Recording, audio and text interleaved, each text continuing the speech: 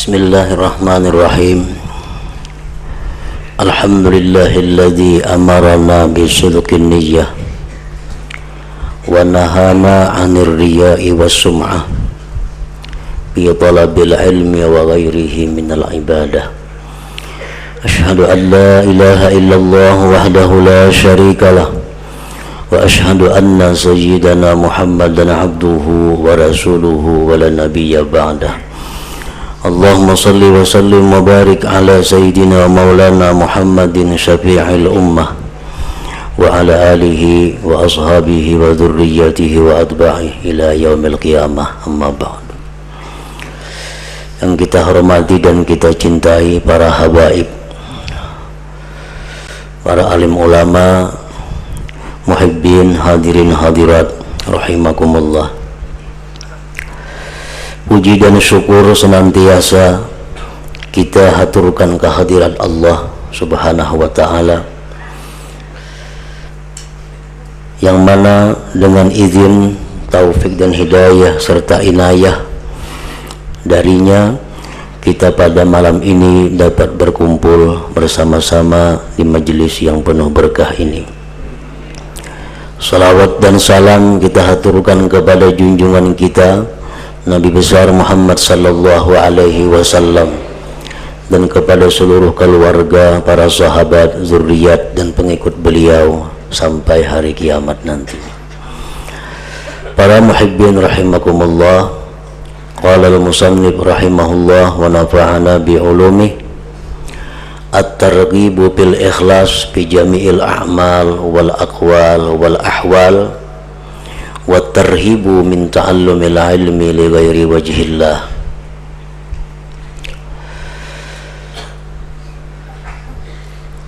Ini menggemarkan, mendorong bil ikhlas, pada sekalian perbuatan, wal aqwal, perkataan, wal ahwal, dan keadaan, wa tarhibu, dan mengingatkan, menakutkan, min ta'allumil ilmi, daripada belajar ilmu, li ghairi wajhillah, bukan karena Allah Subhanahu wa ta'ala.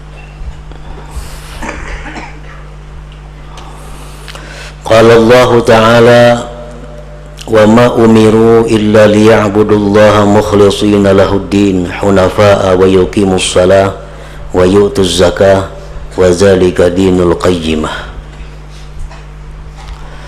Allah Subhanahu wa ta'ala berfirman, dan tidaklah mereka itu diperintahkan melainkan untuk beribadah kepada Allah, mengikhlaskan mereka itu bagi Allah akan agama, cenderung kepada agama yang benar, dan mendirikan salat, menunaikan zakat, dan yang demikian itulah agama yang lurus. Surah Al-Bayyinah ayat 5. Wa qala ta'ala, dan firman Allah ta'ala, man kana yuridu harsal akhirah nazid lahu bi harsih wa man kana yuridu harsad dunya nu'tihi minha. Barang siapa yang menghendaki pahala akhirat, orang yang beribadah kepada Allah dan dia menghendaki pahala di akhirat, tidak menghendaki sesuatu di dalam dunia ini. Jadi ibadahnya orang ini semata-mata untuk mendapatkan ganjaran di akhirat. Nazid lahu bi harfi, maka kami tambahkan baginya pada ganjarannya itu, pada pahalanya itu.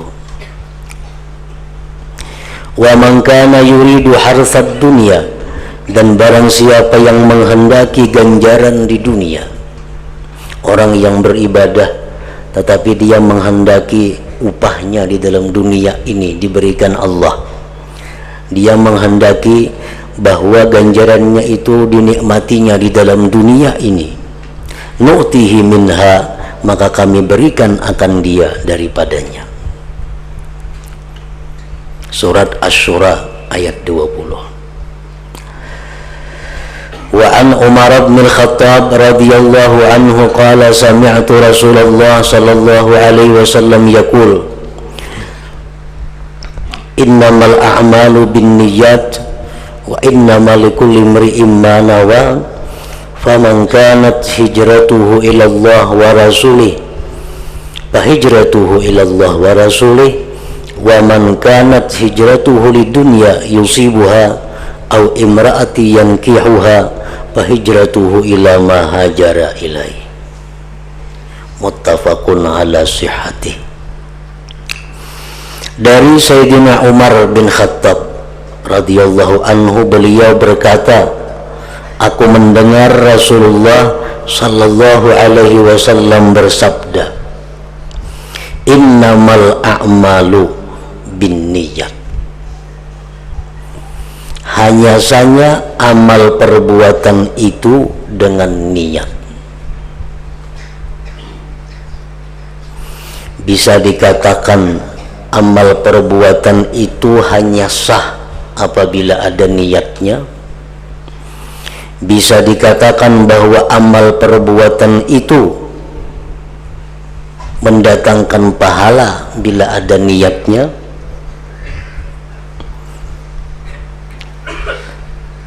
Innamal a'malu binniyat. Para muhibbin rahimakumullah, niat itu adalah sesuatu yang wajib kita pelajari. Sebagaimana kita belajar hal-hal lainnya, maka belajar niat itu pun hukumnya adalah suatu kewajiban kita. Karena ibadah-ibadah yang wajib itu umumnya tidak sah kalau tidak ada niatnya. Nah, oleh karena itu kita wajib mempelajari apa yang dimaksud dengan niat itu. Niat itu mencakup 3 hal, 3 perkara. Pertama, qasdus syai' muqtarinan bi fi'lih, menyenghaja sesuatu besertaan dengan memperbuatnya. Jadi kalau sembahyang, niatnya itu mesti besertaan dengan perbuatannya. Begitu Allahu Akbar, di situ ada niat kita. Berwudu, begitu air sampai ke wajah kita, disitulah kita meniatkan wudu. Nah, jadi niat itu pertama mencakup demikian. Yang kedua, niat itu adalah merupakan al-azmul jazim. Niat itu bisa juga dikatakan cita-cita yang bulat, cita-cita yang sudah bulat, lain ragu-ragu, asa iya, asa kada, asa hendak, asa kada, itu bukan termasuk cita-cita yang jazim. Ini cita-cita yang 100%. Nah, ini dikatakan juga dalam cakupan niat itu. Contohnya cita-cita yang bulat itu memberikan manfaat, memberikan ganjaran yang besar apabila yang dicita-citakannya itu sesuatu kebaikan. Diriwayatkan anna rajulan fi bani Israil marra bi kusbani ramlin bi ayyami qahtin faqala fi nafsi law kana hadzal ramlu ta'aman laqasamtu bainan nas fa auhallahu ila nabiyihim kullahu inna Allah qad qabila sadaqatak wa syakara husna niyatik wa a'taka thawaba ma law kana ta'aman fatasaddaqta bih. Seorang laki-laki pada zaman Bani Israel liwat dengan tumpukan pasir yang banyak. Pada pada waktu itu waktu kemarau panjang, orang-orang kesulitan makanan. Si laki-laki itu berkata di dalam hatinya, jikalau ini pasir yang banyak, tumpukan pasir yang banyak ini makanan, maka akan aku bagikan di antara manusia yang sedang kesusahan makan itu. Nah, ini cita-citanya yang kuat.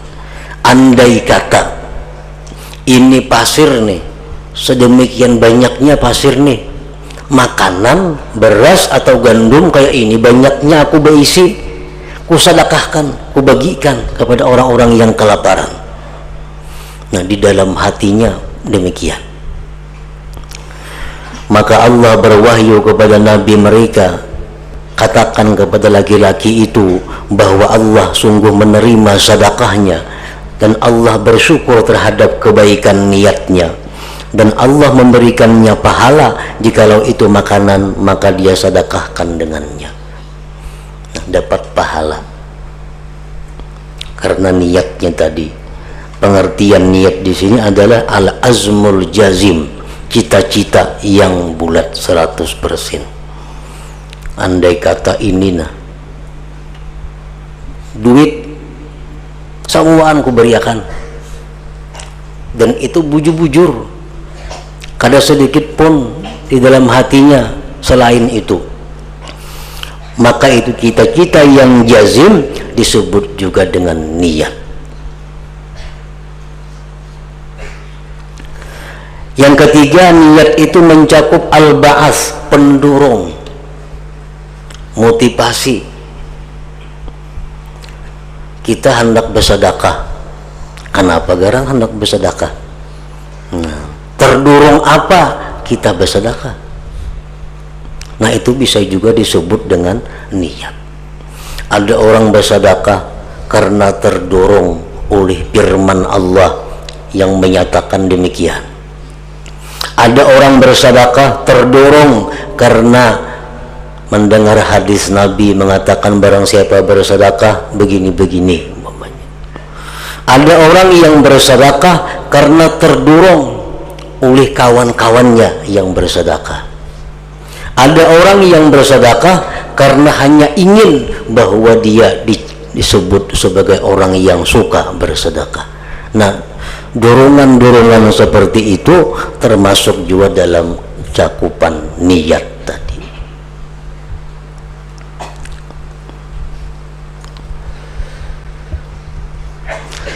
Para muhibbin rahimakumullah, apa faedahnya itu niat?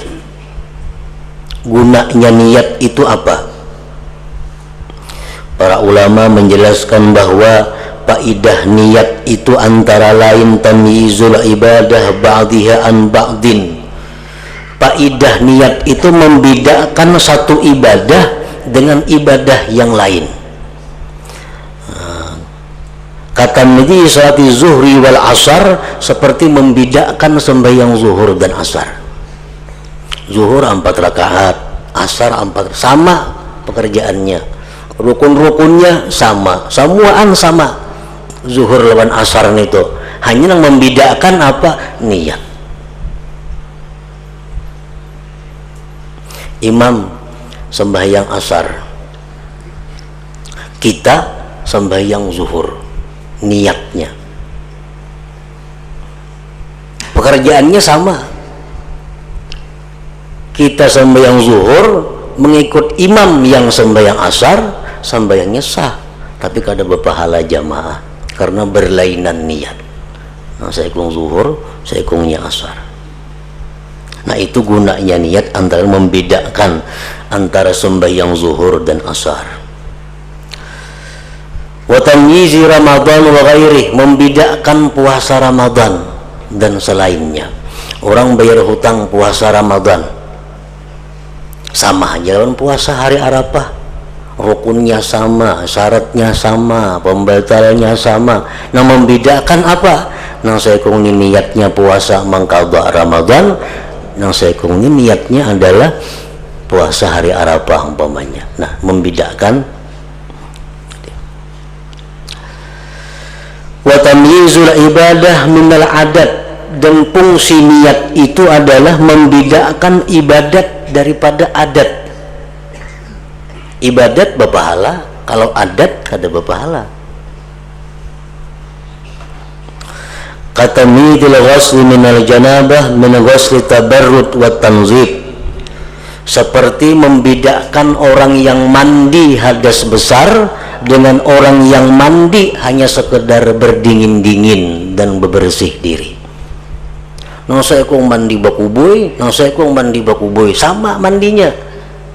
Cuma yang satu ini mandi janabahnya dapat pahala, yang satu hanya mandi hanya untuk berdingin-dingin. Nah, mandi adat saja ngarannya kada dapat pahala. Nah, membedakan itu adalah niat.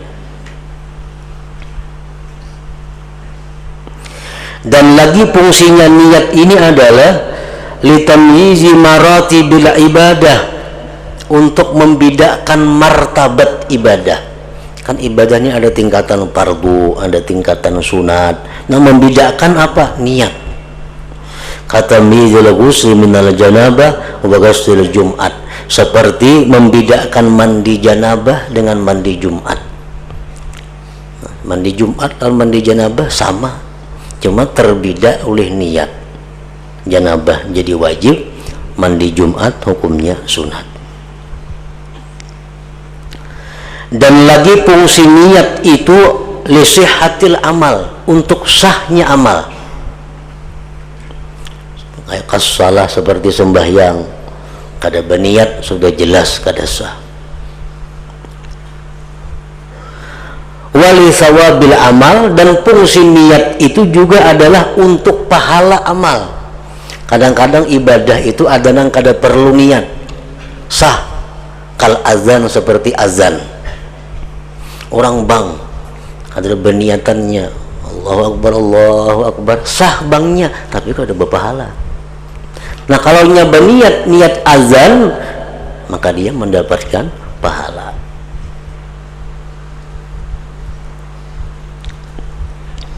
Nah, jadi itu antara lain faidah niat ini.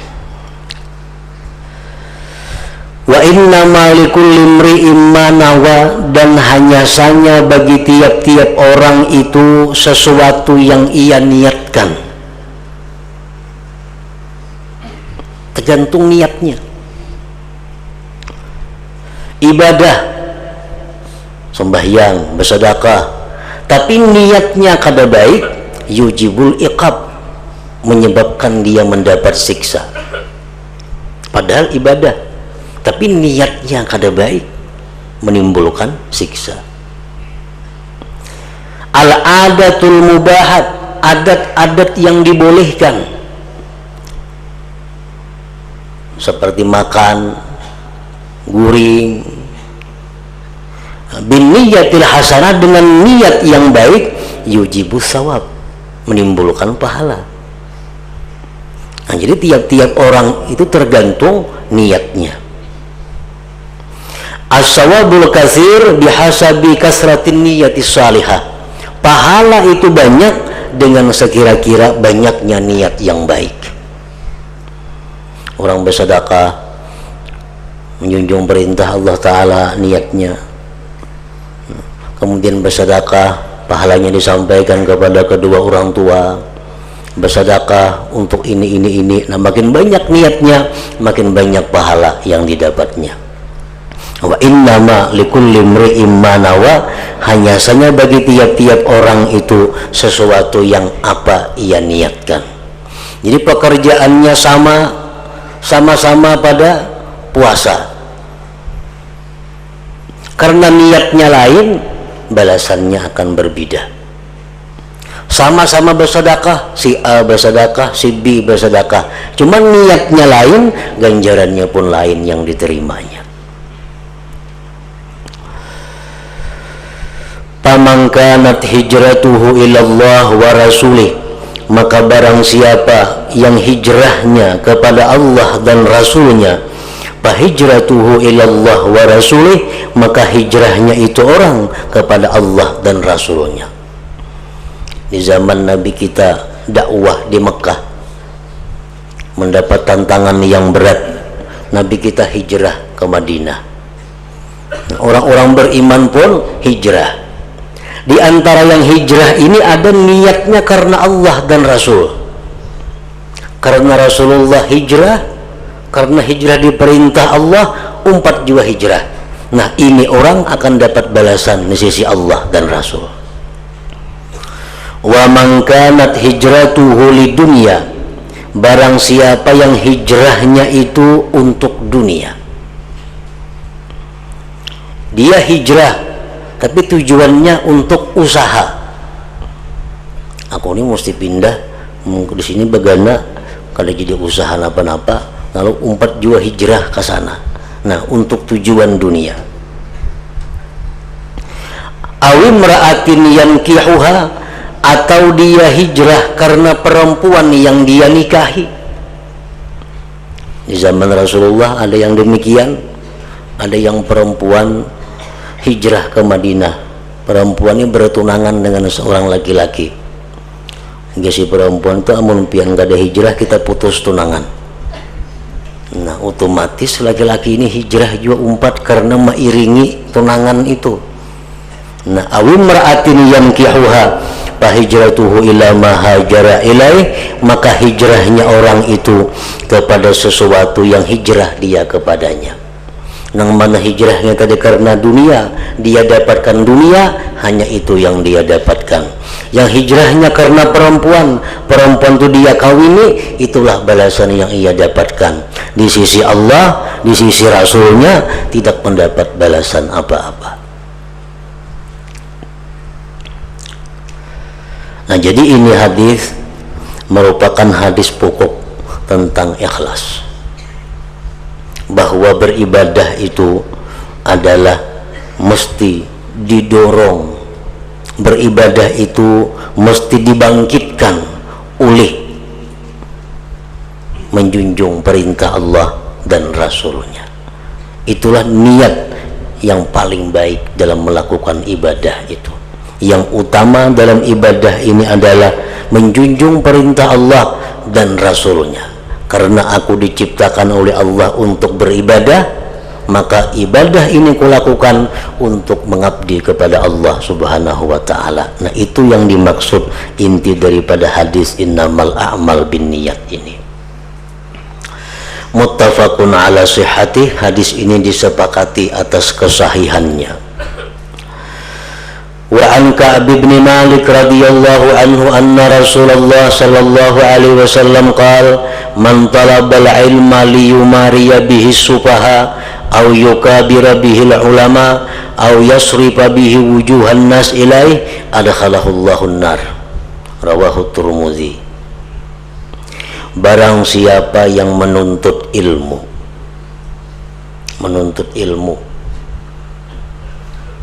wabil khusus ilmu agama, nah, motivasinya, tujuannya menuntut ilmu itu untuk mendebat orang-orang bodoh atau menandingi ulama-ulama atau mengarahkan pandangan manusia kepadanya. Aku menuntut ilmu supaya orang-orang perhatian kepadaku. Ini motivasinya.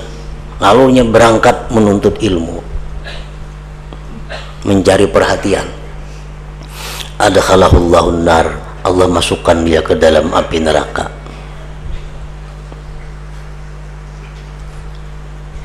Karena apa? Karena tidak ada ikhlas di dalamnya. Dan ini bukan hanya menuntut ilmu, ibadah apapun yang tujuannya seperti itu sama dengan itu. Inya beribadah agar diperhatikan orang, inya bersedekah agar diperhatikan orang, inya membaca Al-Quran agar diperhatikan orang.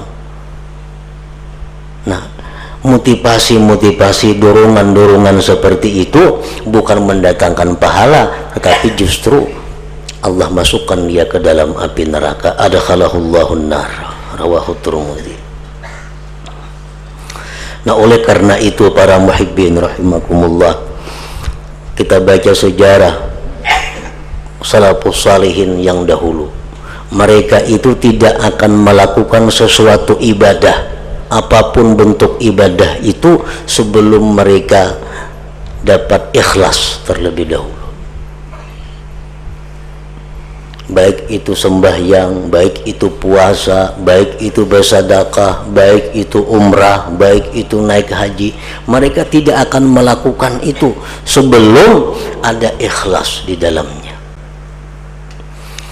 Bahkan diceritakan seseorang aulia Allah ketika ditawarkan kepadanya haji. Ibu orang naik haji, ada hakun tulah. Kenapa sebabnya? Karena aku belum ada niat. Belum ada niat. Sebab ibadah apapun bila niatnya kada jelas, maka hasilnya pun kada jelas dan bisa membahayakan kepada yang melakukannya itu. Nah, jadi kita wajib mempelajari tentang niat ini adalah karena demikian, supaya kita beribadah kepada Allah itu benar-benar dengan niat yang benar, dengan ikhlas semata-mata karena Allah Subhanahu wa ta'ala. At-tarhibu fi katmil ilmi wa min ayya'lama wa la ya'mal. Ini menakuti orang yang menyembunyikan ilmu dan daripada mengetahui dan tidak mengamalkan. Qala Allah Ta'ala, firman Allah Ta'ala, innal ladzina yaktumuna ma anzalallahu minal kitab wa yashtaruna bihi thamanan qalila ulaika ma ya'kuluna fi butunihim illa an-nara wa la yukallimuhumullahu yawmal qiyamah wa la yuzakkihim wa lahum 'adzabun alim.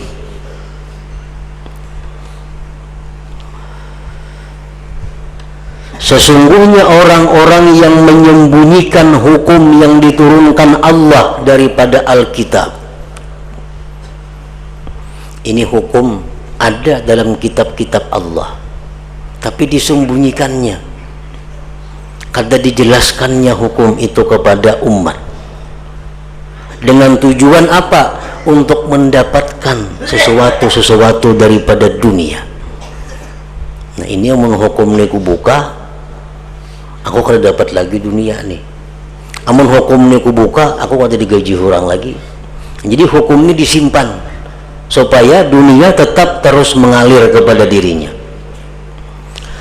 Mereka itu tidak memakan dalam perut mereka kecuali api, dan Allah tidak mau bicara kepada mereka pada hari kiamat, dan Allah tidak membersihkan mereka, dan bagi mereka azab yang pedih. Nah, menyembunyikan ilmu, termasuk menyembunyikan ilmu ini adalah tidak mau membuka ilmu tanpa digaji, termasuk kitman.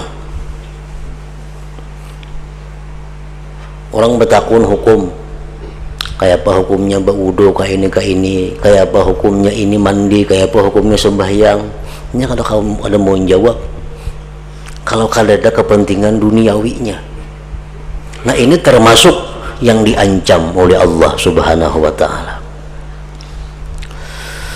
An Abi Hurairah radhiyallahu anhu anna Rasulullah sallallahu alaihi wasallam qala man su'ila an ilmin fakatamahu, barang siapa yang ditanya daripada ilmu, kecuali pertanyaan-pertanyaan ini yang memang kada patut untuk dijawab, nah itu lain lagi masalahnya.